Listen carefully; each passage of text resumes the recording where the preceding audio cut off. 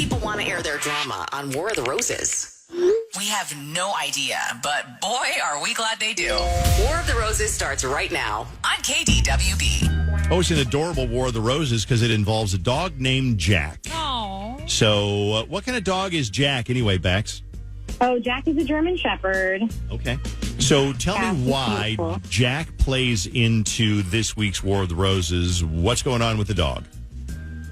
Okay, so Jack is more so my dog. Like, I had him first, and, Eric's my boyfriend, we've been dating for a while, but, I got Jack, a month maybe before we started dating, and, Eric and I hit it off really quickly, and, we moved in together quickly, so it's even though, Jack is mine, Jack is ours, because, Eric's basically been there since the beginning. Okay. Mm-hmm.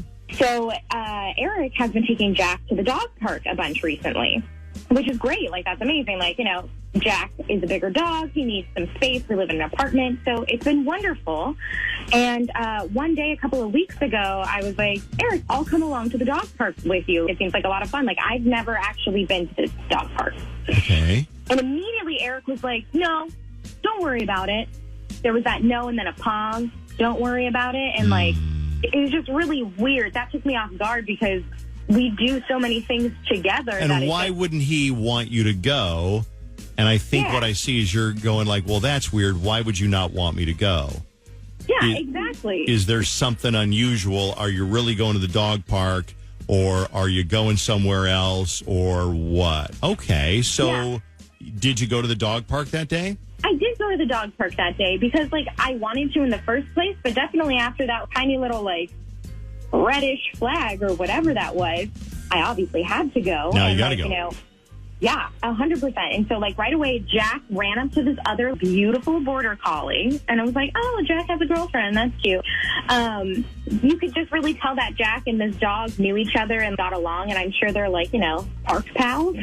Is that, is that even a thing? I don't know that Josie would, that's my dog, or any dog, would have, a dog they recognize at the dog park. I think it is a thing because you think it is? I watch dogs sometimes, and when we do take dogs that are good with other dogs to the dog park, you can definitely tell the dogs that know each other and go there every day and hang out with each other. Okay, so Jack has got a girlfriend or a buddy at the dog park. But then there's boom, boom, boom, here comes another red flag. Well, yeah, because, we go up to the other dog. I wanted to meet this beautiful, beautiful border collie. So we went up to this dog, and, the owner was right by that dog. And Eric just immediately introduces me to her, and her name's Julia. Okay. And Julia seemed honestly surprised that Eric had a girlfriend. So you're getting the idea that Eric had been taking little trips down to the dog park, ran into a woman named Julia. They've been hitting off. Now that's why he didn't want you to come along. And now you all of a sudden are there as the, I don't know, third wheel of the she didn't expect. So. Yeah, it was more so a fifth wheel because it was Eric, Julia, Jack, and the other dog. You know what I mean? So it was even more awkward. You could tell the dogs and them as a unit of four. You could tell they hang together. I know that sounds crazy, but Okay, there's a lot that seems a little bit weird, but okay. So then you go home in the dog park. Life continues as normal, but not quite. Yeah, he's just been acting really funny ever since then. He's muting his phone where before it always was, on. You would just hear it chirp or ring or whatever. And, he's been keeping it face down on the couch, and he will check his text on his Apple Watch primarily now. It's just so different and out of character that I even kind of asked. I was like, oh, hey, who have you been, talking to? Who's blowing up your watch? And he just says it's his mom or brother, which, it could be, but he would have kept his phone on or used his actual phone. I don't know. If it's not suspicious, why are you hiding? It's kind of okay, what? It's okay, you can go ahead and search my car because I don't have any meth in my car. Mm-hmm. But if you're no, man, I don't want you to search my car, could it be because you have meth in your car? That's my analogy, Jenny. What do you think? I mean, it makes me understand the situation much better, and it does seem like he is hiding something. So, bring us up to speed. So, this has all happened in the last couple of weeks. What is the latest now, though?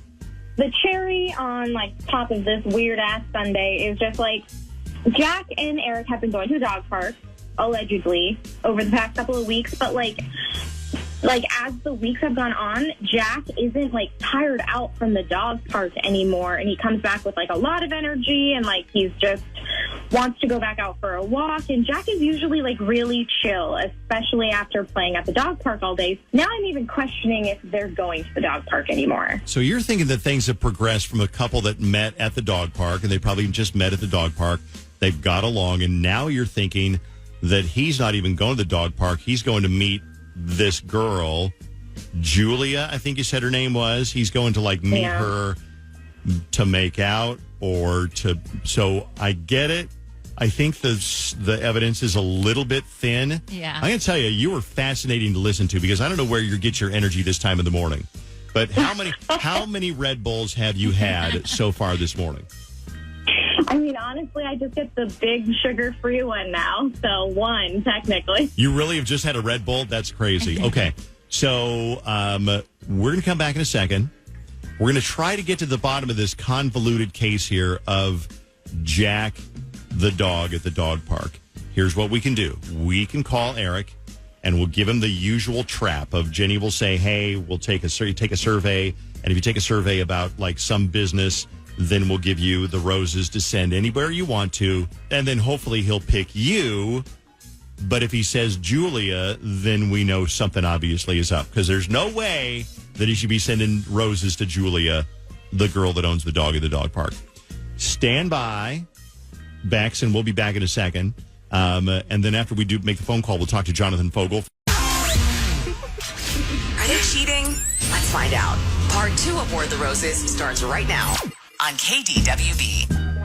Hey, we are live right now at Children's Minnesota, and we are looking for donations for Children's Minnesota, even during War of the Roses. So I'm going to give you a couple of ways to donate. If you enjoy War of the Roses, then make a donation. Whatever it is that it takes to get you to donate, I am not above it. childrensmn.org/KDWB. I know I say that fast, but if you go on any of our social media, Dave Ryan Show, Dave Ryan KDWB, you can find a link to donate there. Let me bring you up to speed on War of the Roses. So this couple has a dog. It's mostly her dog, but he's been taking the dog to the dog park. And she's like, that's cool. I want to go with you one day. Oh, nah, you don't want to. You stay here. You don't need to go. Well, what do you mean? I'll go with you to the dog park. They go to the dog park. The dog runs to another dog that happens to be there at the same time. And the dog is owned by this person, this woman. And the girlfriend is like, she seemed weirded out that I showed up. Like, my boyfriend didn't tell this woman at the dog park, I've got a girlfriend. So she's like, what's that all about? He's like, I talk to everybody at the dog park. I talk to guys. I talk to women at the dog park. Like, where do you live? What kind of dog do you have? Okay. So then they go back home, and over the next couple of weeks, she notices that he's, like, being weird with his phone, leaves his phone face down, answers text messages on his Apple Watch so she can't read them. He goes to the dog park with the dog. The dog comes back, like, energized, like, you were just at the dog park. Or were you? There's nothing in here that makes me go, they're absolutely cheating, but here's why we do War of the Roses. Mm-hmm. We're going to call him right now, and Jenny is going to set a trap that says, hey, take this survey.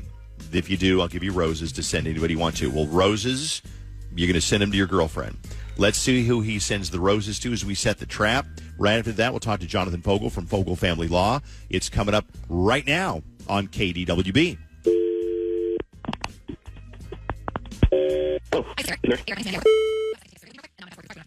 Thanks so much, Erica, for taking that survey today. So for doing that, like I said, I'm going to get you set up with some romantic red roses to send to whoever you'd like. All I need from you is the name of who you're going to send those to.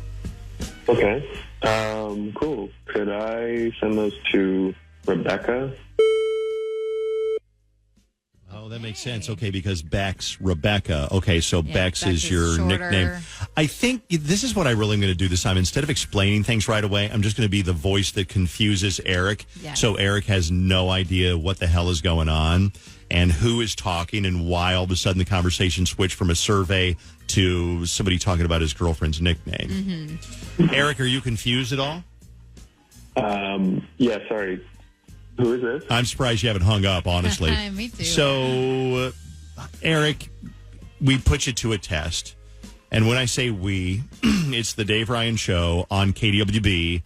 And you've probably never listened to our show, but that's okay. Not everybody does. But we do something every week where somebody thinks that their partner might be sneaking around on them. So we call and say, hey, who would you like to send flowers to? And then you chose your girlfriend, Rebecca, also known as Bex. Well, how do we know Bex? Well, here's the funny thing. Eric, she's on this phone call right now. Is that crazy? Yeah, it is. That's kind of the response I expected. Bex or Becca or Rebecca or whatever, Rebecca, I believe.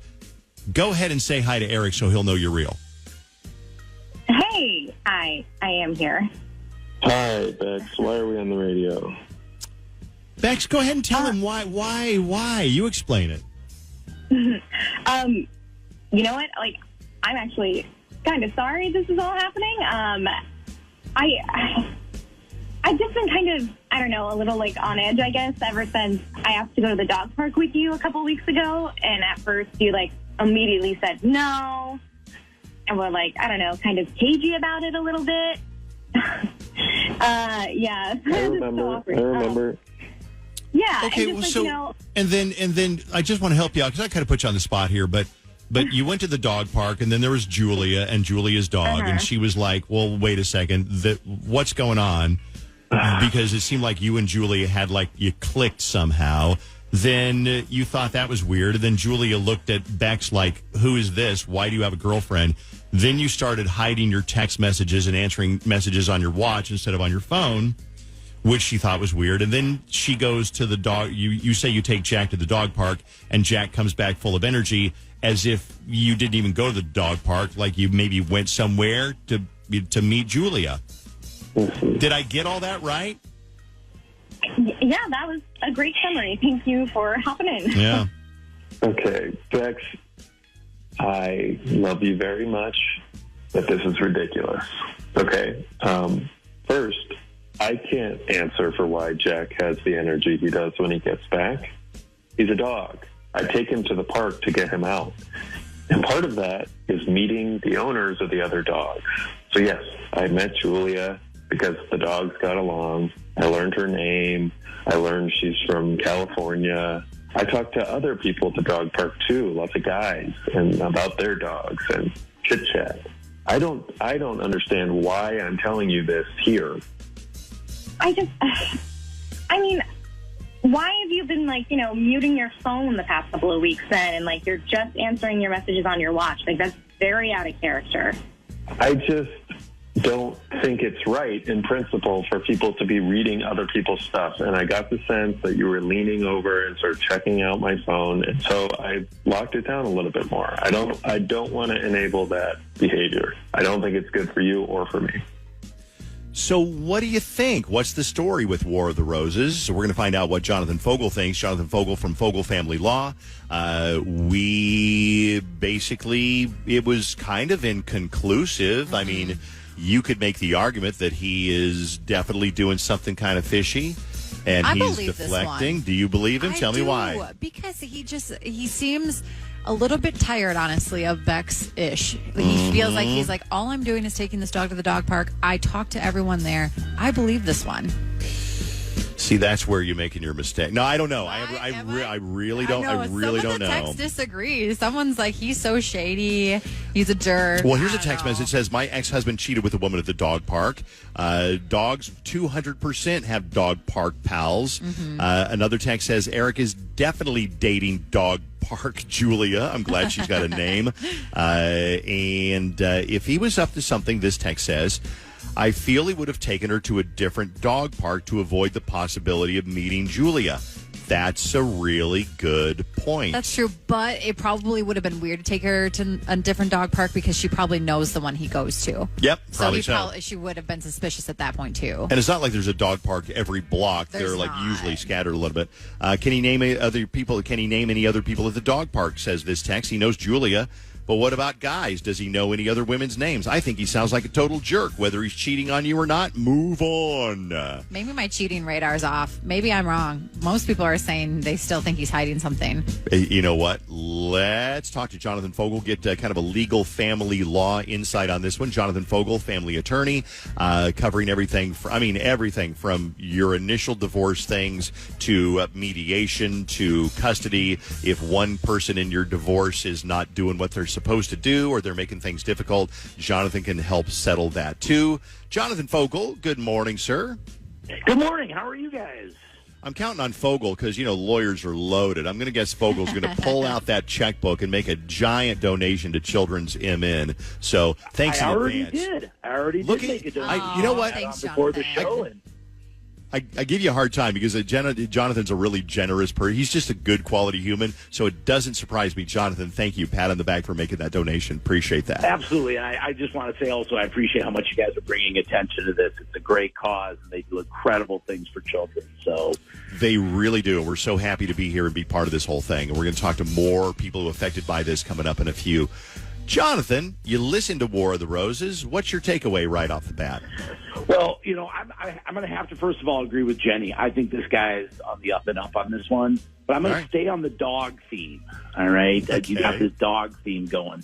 So this wasn't my case, but I did hear of a case where the parties were in court, right, and they were arguing over who's going to get their dog. Well, during the trial, the husband said on the witness stand that he would rather nobody have the dog than give the dog to his soon-to-be ex. The judge stopped the trial, held the husband in the courtroom while the wife went to the house to get the dog because the judge was worried that the husband might do something to harm the dog. Oh, man. Wow. So the judge basically protected the dog, made the guy stay in court while the wife went to the house, rescued the dog. Yeah, because he's like, look, I'd rather nobody have it, right? I mean, which is a terrible thing, right? Just, so he let the wife go and get the dog while he stayed in court because he was worried something might happen. So this is a divorce that's not going well, just like vindication and retribution, and you probably see a lot of that. I do. And look, I mean, the majority of the cases, right, I handle a lot of cases. I would probably say 70, 80% of the cases I handle never even see the inside of a courtroom. We settle, we mediate, we negotiate, we work together. But the salacious ones are the ones that people read about in the headlines and make the news.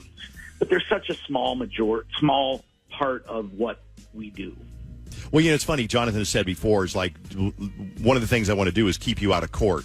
You don't want to go to court. You don't want to have a judge deciding what's going to happen in your life. So Jonathan will do his best to do what you think is the right thing, keep you out of court, right, Jonathan? Absolutely. Absolutely. You don't want to give up that control as some perfect stranger. And again, I'm not knocking on any of the judges, but do you really want a stranger to make decisions about your kids and your life and your money? I'd rather have my clients enabled and, have the power to make those decisions themselves. Well, Jonathan always gives us some practical advice at the end of War of the Roses. So what do you see this week that we can take away? What is a lesson for anybody who's divorcing, like any kind of takeaway, Jonathan? Yeah, again, sticking on that dog theme, right? People get divorced and they have pets, right? And people need to remember that divorce affects not just the people in our lives, but it affects our pets and our dogs especially, right? I mean, they are very impacted, as you know, if you have a dog, they're impacted by the stress, anxiety, and anger that we have in our lives, right? And so I have three things to remember if you have a dog and you're going through a divorce, all right? Okay, all right. Number one, remember that dogs crave routine, and they also need to know what to expect every day, right? Familiar smells, familiar scents, things like that. Just be aware of that when you're going through a divorce, that they need that routine as well. Okay. Number two, dogs view their owners as family, much as we do, right? And you have to remember, if one of the people leave the house and move out, they've also lost a parent, right? So sometimes they will experience separation anxiety or depression, and keep an eye out for that in your dog. Okay. And the last thing is that if you're going to agree to share custody of a dog, right? The dog goes back and forth. When I got divorced, my kids' mom and I, we had a dog for our kids. The dog went back and forth with the kids because it brought them a lot of comfort knowing the dog was there, but we had to also make sure that the dog was comfortable with it as well, because there's different routines, different walks, different beds, different things. So making sure that the dog was okay with going back and forth as well. You know, that's something, Jonathan, seriously, I would have never thought about dog custody when you get a divorce. But it's like, if you love your dog, it's like, well, I want the dog. Well, you don't have a litter box for the dog to eat out of, so you can't have the dog. I'm making a joke, but it is a kind of an important thing. So, Jonathan, thanks for the advice. I appreciate that. Find Jonathan online, fogelfamilylaw.com, Fogel, or you got a phone number. It's easier to call. Jonathan, what's your phone number? It is 612-822-6244. If I were to call you right now, would you answer your phone and set up a free consultation for me? I definitely would. And I hope you don't, but I hope somebody does. Give me the number again, Jonathan, one more time, because somebody listening right now is going, I am at the end of my rope. I need help with my situation. Number one more time. Yes. 612-822-6244. Okay. Jonathan, have a great week. We'll see you next week on War of the Roses, okay? Thank you. And again, thank you guys for what you're doing for Children's Minnesota. And you guys have a great week.